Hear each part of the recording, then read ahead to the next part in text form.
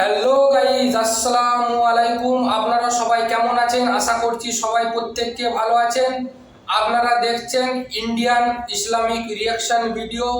তো আপনারা যারা আমাদের চ্যানেলে প্রথম যুক্ত হয়েছেন, অবশ্যই আপনারা আমাদের চ্যানেলটি লাইক এবং সাবস্ক্রাইব করে দিবেন। তো আজকের ভিডিওটির মূল আলোচনা, একদিন তুমিও হবে লাশ। এই ভিডিওটির মূল টপিক বর্ণনাটি আলোচনা করবেন ডক্টর মিজানুর রহমান আজহারি। তো আজকের ভিডিওটি আর দেরি না করে চলুন ভিডিওটি শুরু করব।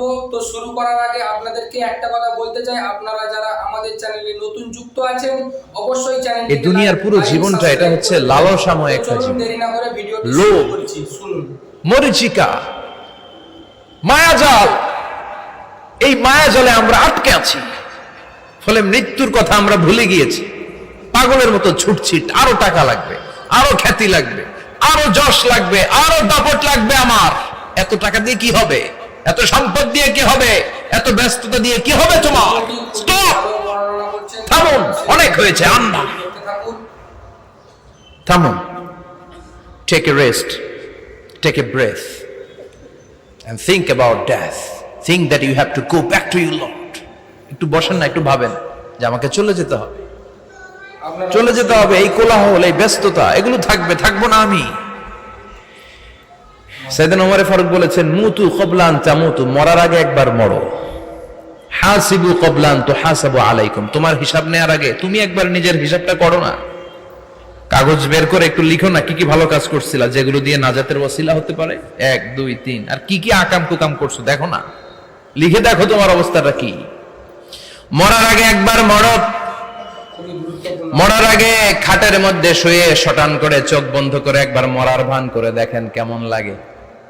চোখটা বন্ধ করেন আর ভাবেন আপনি নাই, কি কি হতে পারে ভাবেন। আপনার ছেলে মেয়েরা কান্না জুড়ে দিবে, আপনার প্রাণের স্ত্রী বিলাপ শুরু করে দিবে, বন্ধু বান্ধবের চিৎকার আর মাতম, স্থানীয় এলাকার মসজিদে ঘোষণা, অমুক এলাকার নিবাসী অমুক ভাই অমুকের ছেলে অমুক দুনিয়ায় নাই।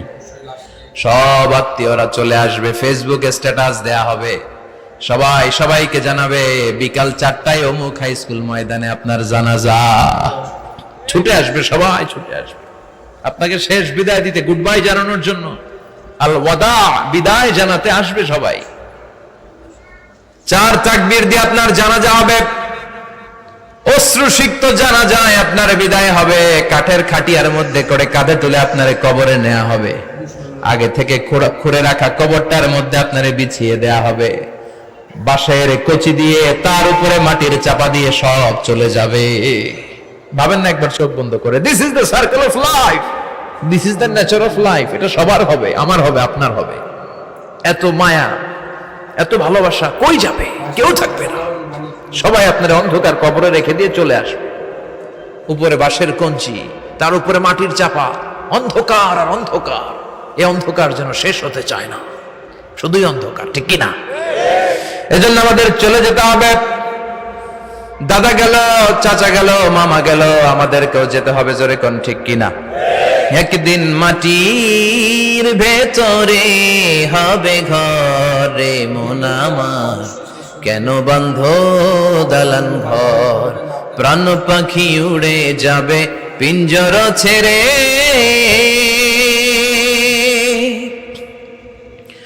ধরা ধামে সবই রবে, তুমি যাবে চলে। বন্ধু বান্ধব যত, মাতা পিতা যারা সুত, সবই হবে তোমার পরে। মন আমার কেন বন্ধ দালান ঘর, একদিন মাটির ভেতরে হবে ঘরে মন আমার, কেন বন্ধ দালান ঘর, ঠিক কিনা? সব করে থাকবে, চলে যেতে হবে আমাদেরকে। এজন্য আখিরাতের কথা যেন আমাদের স্মরণ হয়। বিশ্বনবী বলতেন, নাহাইতুকুমান জিয়ারাতিল কবুর, আমি তোমাদেরকে কবর জিয়ারত করতে আগে নিষেধ করতাম, কিন্তু এখন নিষেধাজ্ঞা প্রত্যাহার করে নিলাম। এখন সব সময় তোমরা কবরের সামনে যাবা আর জিয়ারত করবা। কবরস্থানে জানতো বড়ুয়া কৃষ্ণপুরের এই গ্রামের কবরস্থান আছে কোন দিকে? পূর্ব দিকে আছে, গোখরার জলের ওদিকে। যান আপনারা, একটু যাবেন, একটু গেলে আখিরাতের কথাটা স্মরণ হবে। ওখানে ছোট শিশুরা শুয়ে আছে, কিশোর যুবকরা আছে, আপনার মতো তাগড়া যুবক মুরব্বীরা আছে। এরা এই এলাকায় থাকতো, এরা আকাশ থেকে নেমে আসে না, এই এলাকার সন্তান আজ নাই। একটা সার্টেন পিরিয়ড শেষে আপনিও থাকবেন না। This is the nature of life, this is the circle of life. ছোট্ট শিশু হয়ে এসেছিলেন, শৈশব, কৈশোর, যৌবন, প্রৌঢ়ত্ব। আগে ছিলেন সিঙ্গেল, বিয়ে করে হয়ে গেলেন ডবল। এরপরে আল্লাহ আপনাকে একটা মেয়ে দিল, এরপরে মেয়েকে বিয়ে দিয়ে শ্বশুর হলেন, এরপরে ওই মেয়ের ঘরে সন্তান হতে নানা হলেন। আর কতদিন? অনেক দিন হলো তো, অনেক লম্বা সময় পেয়েছেন আপনি। Think about death. এবার যাওয়ার কথা ভাবেন, আখিরাতের সামানের কথা ভাবেন, ফিরে যেতে হবে।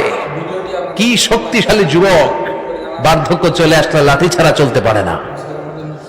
কুচকুচে কালো দাড়ি সাদা হয়ে যায়, দাড়ির শুভ্রতা, বয়সের ভার, রং ধরা যৌবন জং ধরে শেষ, ঠিক কিনা? This is the circle of life.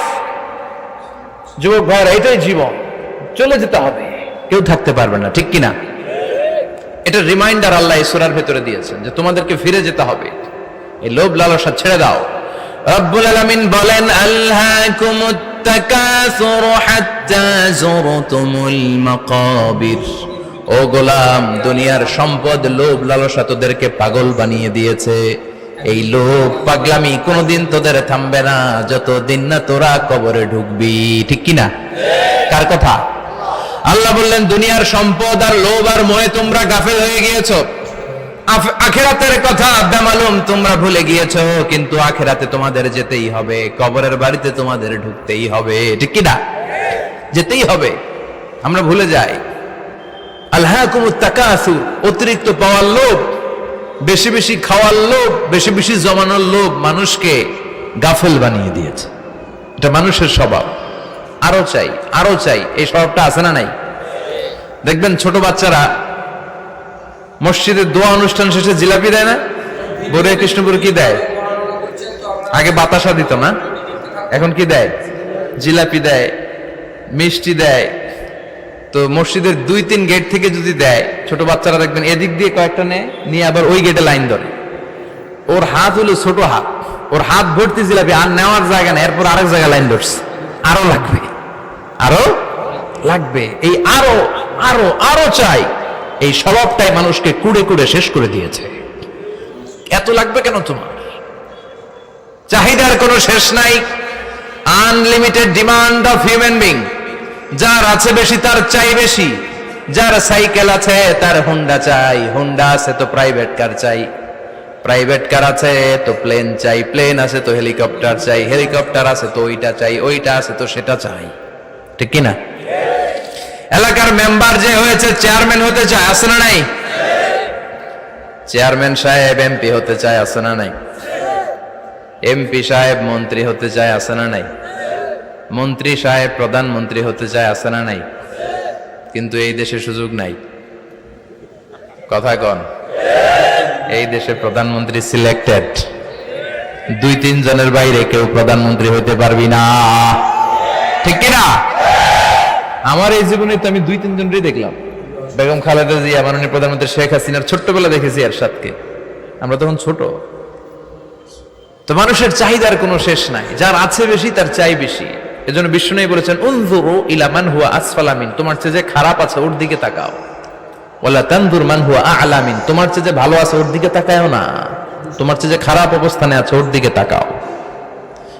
অনেকে নিজের অবস্থান নিয়ে সুখী না, এরকম আছে না নাই? আল্লাহ আমার এটা দিল না রে, ওইটা দিল না রে, পাইলাম না রে, কিচ্ছু হয় না, কি করব জীবনে, হতাশ। আসলে আছে কিন্তু অনেক, কিন্তু শুকরিয়া নাই, ডাকাত, ঠিক কিনা? নিজের অবস্থান নিয়ে সুখী না, কিন্তু অনেক লোক আছে তারা আপনার অবস্থানে পৌঁছতে চায়। তাদের দিকে তাকিয়ে দেখেন, আপনি যে অবস্থানে আছেন এই অবস্থানে পৌঁছাটা অনেকের কাছে স্বপ্ন। তারা প্রতিনিয়ত সংগ্রাম আর স্ট্রাগল করে যাচ্ছে আপনার অবস্থানে পৌঁছতে, আর আপনি এটা নিয়ে সন্তুষ্ট না। শেখ সাদির নাম শুনেছেন? বালাগাল উলা কাশাফাত দুজা, এই কবিতাটার রচয়িতা, ইরানের বিখ্যাত এক কবি।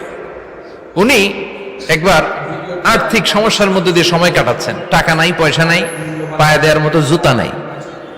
উনি খুব দুঃখ পেলেন, হায় রে, আমি ইরানের এত বড় কবি, আমার পায়ে দেওয়ার মতো জুতা নাই। দুঃখ ভরা মন নিয়ে রাস্তায় হাঁটতে বেরোলেন, হাঁটতে হাঁটতে হঠাৎ দেখলেন একটা লোক শুয়ে শুয়ে কাঁদছে, ওই লোকটার দুইটা পাই নাই, পাই নাই। উনি সেজদায় পড়ে গেলেন, আল্লাহর কাছে ক্ষমা চাইলেন, আল্লাহ অনেক দিয়েছো, শুকর আলহামদুলিল্লাহ। এজন্য যেই পরিস্থিতিতেই থাকি না কেন আমরা কি পড়বো? জোরে বলেন কি পড়বো? এজন্য কানাতু মিনাল ইসলাম, অল্পে তুষ্ট থাকার নাম হলো ইসলাম। সম্পদ লাগবে কিন্তু সম্পদের পাহাড় লাগবে না, ঠিক কি না? অল্প খান, অল্প পড়েন, অল্প জামান, অল্পের ভেতরে বরকত ঢুকায়া দিছে কে? দেখবেন যাদের সম্পদ অল্প তারা সুখী বেশি। জরিপে এটা দেখা গিয়েছে, অনেক সার্ভেতে এটা এসেছে, যারা সম্পদশালী এরা দুঃখী বেশি, এদের দুঃখ বেশি, টেনশন বেশি। খুব স্বাভাবিক, টাকা যার বেশি রোগ তার বেশি, টাকা যার বেশি টেনশন তার বেশি, টাকা যার বেশি ঘরে শান্তি তার কম। আছে না নাই? ঘরের ভেতরে অশান্তি, ছেলে কথা শোনে না, ছেলে টানে গাঞ্জা, মেয়ে করে পরকিয়া। আছে না নাই? স্ত্রী কথা শোনে না, ভালোবাসা নাই, ঘরটা জাহান্নামের টুকরা। রোগ বালাই, এক একটা হসপিটাল বিল পরিশোধ করতে মাসে 5 লাখ 10 লাখ। আছে না নাই? কিছু খেতে পারে না, ডাক্তার একেবারে ডায়েট মেনু বেঁধে দিয়েছে, ডায়েট, ভেরি ডায়েট মেনু, এটা এটা এটা এটা কিছুই খাবেন না, শুধু গরু খাবেন না, খাসি খাবেন না, চিংড়ি খাবেন না, খালি ঘাস খাবেন, ইচ্ছে মতো ঘাস খাবেন, মানে ঘাস জাতীয় যত আইটেম আছে সব খাবেন, শাক খাবেন, সবজি খাবেন, সালাদ খাবেন, গরু চিংড়ি মুরগি গোশত ইলিশ কিছু খেতে পারে না। তাহলে রোগ বেশি, খাওয়ার মজা নাই, ঘরে সাংসারিক শান্তি নাই, খালি ব্যারাম আর ব্যারাম, ঠিক কিনা? কিন্তু সম্পদের পাহাড় ঘটেছে। আর অল্প যারা খায়, অল্প পড়ে, রিক্সাওয়ালা, কুলিওয়ালা, অল্প বেতনের চাকরি, কিন্তু হক হালালি মেনে চলে, দেখবেন শান্তি আছে অনেক। হ্যাঁ, বাসা ভাড়া দেয়, ফ্যামিলি চালায়, বাচ্চাদের স্কুল বিল, এরপরও মাস শেষে 1-2 হাজার টাকা হাতে থেকে যায়। আর ওর প্রতি মাসে 10 কোটি টাকা ইনকাম, তারপরও ব্যাংকের ঋণ আছে না নাই? সুখ কারে বলে? কিভাবে আপনি সুখকে ডিফাইন করবেন? সুখ তো টাকায় কিনা যায় না, শান্তি টাকা দিয়ে হয় না, শান্তি দেওয়ার মালিক কে? শান্তি আছে অল্প খেয়ে শুকর করার মধ্যে, শান্তি আছে আলহামদুলিল্লাহর মধ্যে। চিল্লায় বলেন ঠিক কিনা? এজন্য অল্প খাবো, অল্প পড়বো, অল্প জামাবো, অল্পের ভেতরে বরকত দিয়েছে কে? দেখেন ধনী ভাইরা খেতে পারে না, কিন্তু রিকশালার কি সমস্যা হয়? রিকশালারা সব খেতে পারে, কুলিওয়ালা, দিন মজুর, এরা একেবারে স্লিম সুঠাম দেহি, মেদহীন পেট, পেটে কোনো মেদ নাই, ভুড়ি নাই। আর কোটিপতিদের মেদ আছে না নাই? এত বড় বড় পেট, ঠিক কিনা? আমাদেরও পেট আছে, তবে হালাল পেট, এটা হারাম টাকা দিয়ে এই ভুড়ি বানাই নাই আমরা।